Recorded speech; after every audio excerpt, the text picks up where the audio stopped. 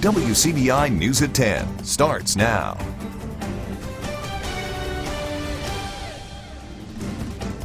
Good evening and thank you for joining us. I'm Selena Schaefer. One man is dead following a structure fire in Pontotoc County late this afternoon. Fire Chief Lance Martin says the county fire department was called to 180 East Hutch Street, an apartment in that complex. Crews responded to that scene at around 1:08 this afternoon, where they found 57-year-old Thomas Foreman. He was pulled from the burning apartment and was taken to a hospital in Memphis, where he remains in critical condition. No word yet on the identity of the man who passed away. However, fire marshals are investigating the cause of the fire. Well, as many of you know, technology is the way of the future, and local law enforcement are catching on to a new wave of technology to catch the bad guys. Calhoun County Operations Search and Rescue partnered with the Sheriff's Department today to help with some new equipment training. WCBI's Victoria Bailey attended the training and has the story. The drone can see what we as a group cannot see from the ground. For the Calhoun County Ozark team or search and rescue, locating, stabilizing, and removing lost people is their main goal. Now, Calhoun County Emergency Management Director Randy Skinner says it's technology like this that makes it easier and safer to get the job done. We could put the drone in the air and get a better scope of what the accident scene is, and if there's any hazardous chemicals or anything that possibly could be spilt before we put someone's life in danger going to investigate. The DJI Phantom 3 professional drone is equipped with all Ozark needs to save a life. Well, it gives us the capability to cover a larger area. Of course, it streams live video. We can record it and take pictures. It has about a 2.5 to 3 mile range, and it will go up to 400 feet in the air. So we can cover a much larger area much quicker with the camera, for the Ozark team, that is. Now, Ozark is already utilizing the technology, and Calhoun County Sheriff Greg Pollins says the law enforcement agencies aren't far behind. Well, we're going to incorporate that into the actual law enforcement side of this also. In the very near future, we will be adding a FLIR camera, which is infrared, gives off a heat signature. That will be coming within the next month or so. Saturday's event covered a variety of skills like navigation and teamwork, which Becky Keenum says is keeping them sharp for the real thing. We had coordinates we had to go through. It was just a search and rescue. Are you injured? No. Can you walk? Can you walk? No.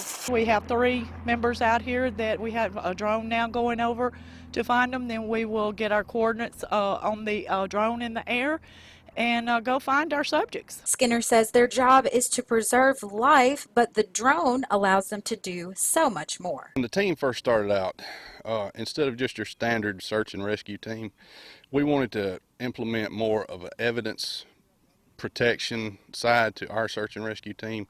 So we work directly with law enforcement. We don't just go search for victims that are lost. We may be doing evidence recovery or things like that. So we focus on every tool that we can use.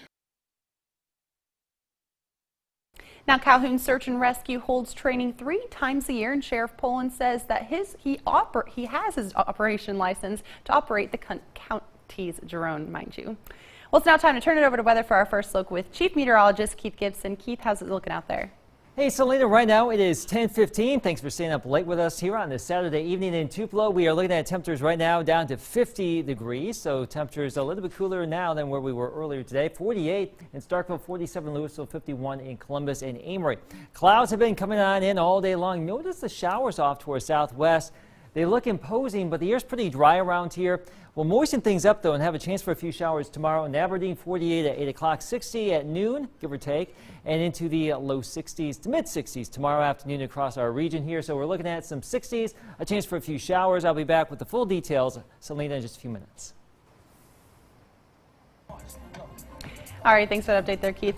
Well, a local group spent their free time this Saturday giving back. Nearly 250 runners braved the chilly weather this morning in downtown Tupelo to raise money for a good cause. The 3rd annual Run for Your Buns 5K raises money for cancer patient foundations to help area patients afflicted with colon cancer. Colon cancer is the 2nd most deadly cancer in the U.S.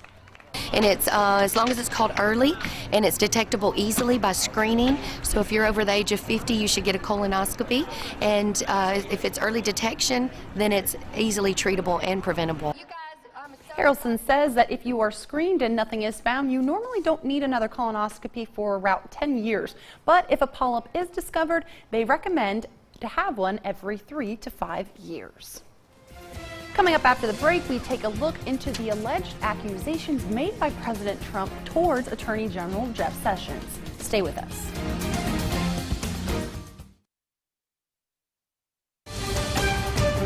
You're watching WCBI News at 10 with Selena Schaefer.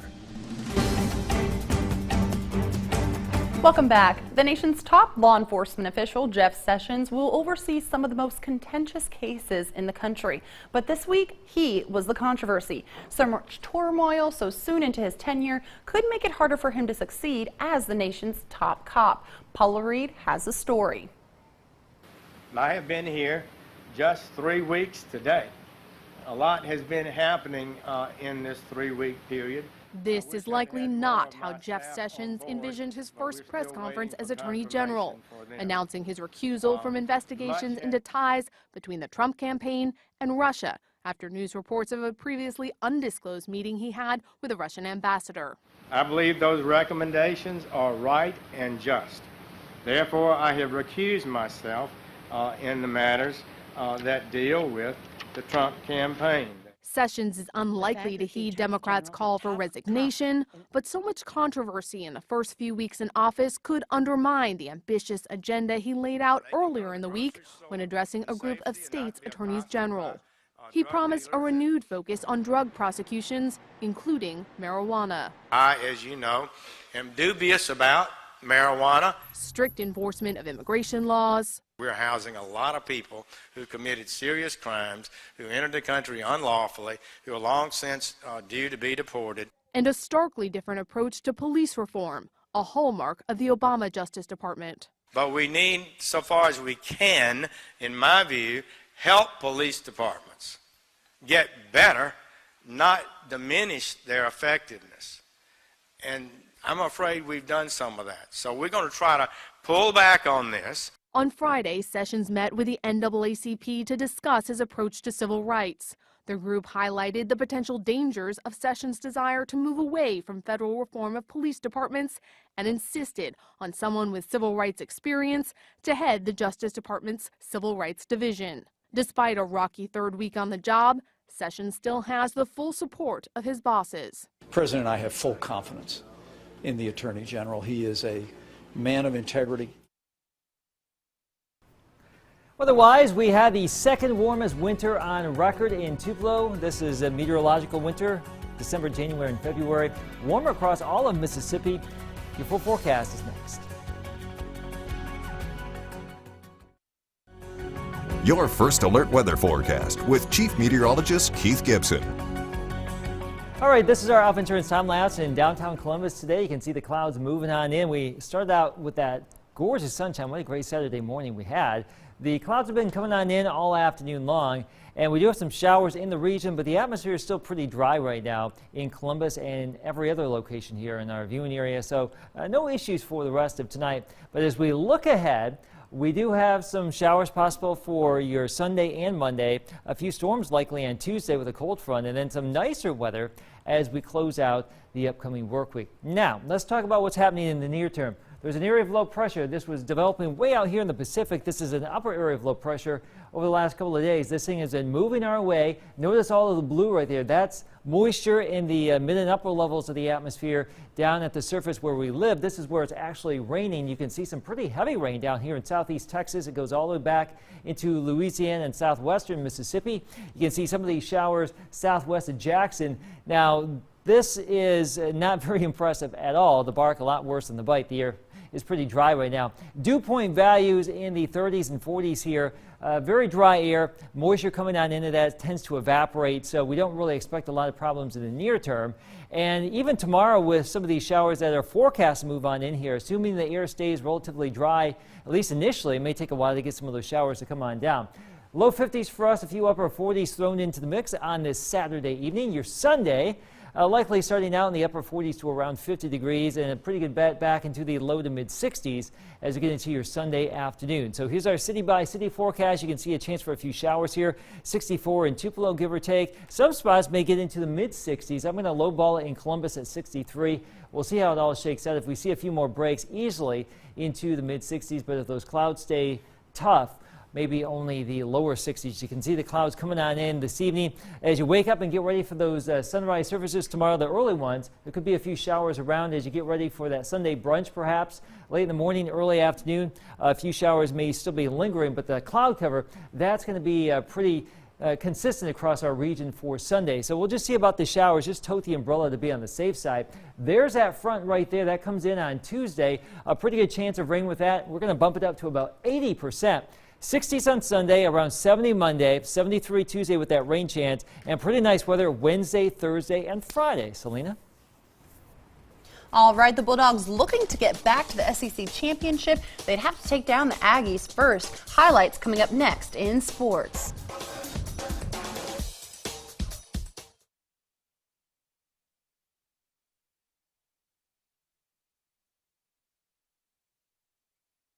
Here's WCBI Sports with Tom Ebel.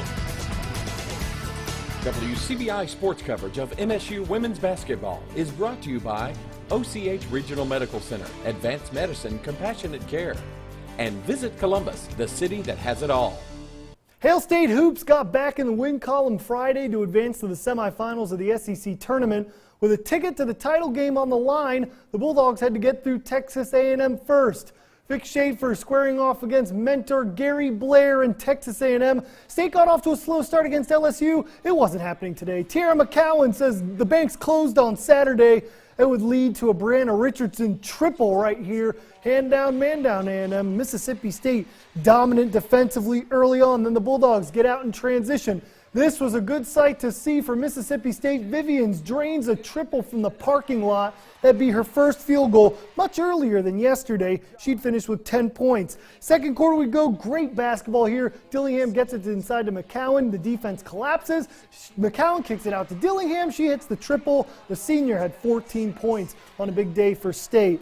Then Holmes, she's going to find the three ball was working for State here in the first half. Blair Schaefer, same spot in the parking lot Victoria Vivian shot from. That one's drained. Former Yellow Jacket making an impact in Greenville. The Bulldogs go on to race past Texas A&M 66-50. It's deja vu, folks, from last year. Mississippi State will take on South Carolina for the SEC Tournament Championship. That game tips off tomorrow at 2 p.m. on ESPN2. Let's go to Starkville. I.J. Reddy being recognized today on Senior Day in his final game in the hump. Mississippi State trying to snap a 7-game losing streak versus LSU in the finale. Great pass from Schneider Herrard to Quindary Weatherspoon for 2. Bulldogs cut the lead to 1 later on in the first half. Mississippi State up 6. Weatherspoon finds Reddy. Grown man take and 1 finish. The senior had himself a career day here on his last home game. And then right before the end of the half, Tyson Carter from downtown Disney drains it at the buzzer. State goes into the half up 18. The Bulldogs would lead basically the entire game. The LSU lead early on was about it. Here's Eli Wright for 3. And then just to seal it, Lamar Peters to Quindary Weatherspoon. Look out, alley-oop jam.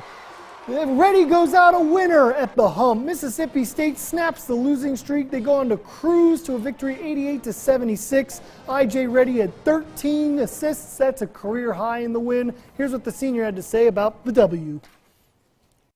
It means a lot. You had a lot of ups and downs. You know, when you come out with a win, you know, on a scene like this, with me being by myself, you know, it means a lot to me. Happy we got the win. That was obviously sorely needed after the long losing streak. I can't remember if I've ever been a part of 7 games lost in a row. So that was, you know, a big monkey off our back now, and a great thing to have IJ go out winning his last home game with his parents here and playing as well as he did.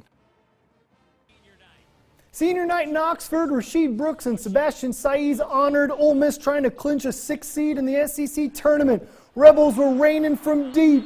There's Terrence Davis cashes out with the 3-ball. That would be his only basket of the game. Then we just talked about him, the senior Rasheed Brooks, jab step right in the defender's grill. That's a rainbow triple. He'd hit 3 from downtown. Rebs would lead by as much as 21 in this one. Here Brooks is going to find Cullen Neal from all the way downtown. He drains the triple. But the Gamecocks would storm back in the second half. Here off the turnover, the Gamecocks get out in transition. That'd be an easy layup. Rebs went 8 minutes without a field goal in the second half. It's a 4-point game, but just when it looked a little bit hairy, Eustace finds Neal for the 3 and the answer. Ole Miss shoots 47% from the land of plenty. They get the big win over South Carolina, 75-70. It will be a 6th seed in Nashville. Let's head over to Oregon. Let's take the Oregon Trail out to go see Mississippi State taking on the Ducks. Mississippi State fell in a hole early here. Tim Sunara smacks one to right. Matthew Dyer scores for Oregon. They get on the board first. They aren't done scoring in that inning. 2 batters later, Daniel Padslaff Quack gets one out to left, right outside the infield. Oregon would lead 3-1, and then Luke Alexander says, "Put on your rally caps, folks." Blasts one to left. Jake Mangum scores. Mississippi State rallies to even up the series. 5-4 victory over Oregon.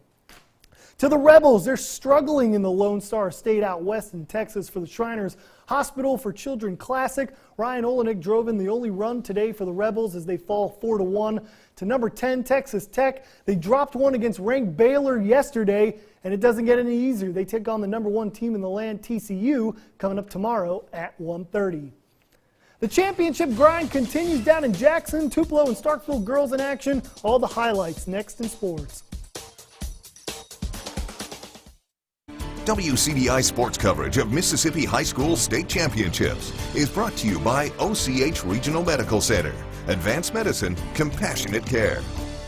The final day of quarterfinals down in Jackson. The big boys and girls in 6A got after it, as well as the 3A girls fighting for a shot at the semifinals. We'll go to the ladies first. The Tupelo Golden Wave facing off against Hamilton grad and former Itawamba State champion head coach Devin Hill and the Biloxi Indians. Hotly contested early on. Jalancia Kolheim going all the way to the bucket. She gets the hoop and the harm.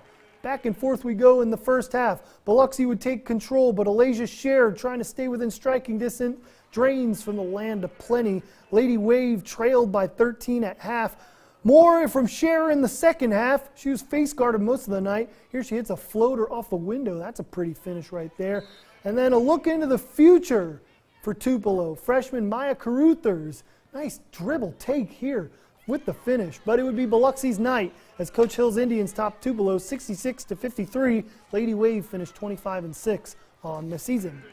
Let's head over to Starkville. Undefeated Starkville facing a tough Harrison Central team. And Jariah Covington got the Lady Jackets going early on. All gas, no brakes, coast to coast for 2. Nice finish there later. Starkville attacking the zone on the baseline. This one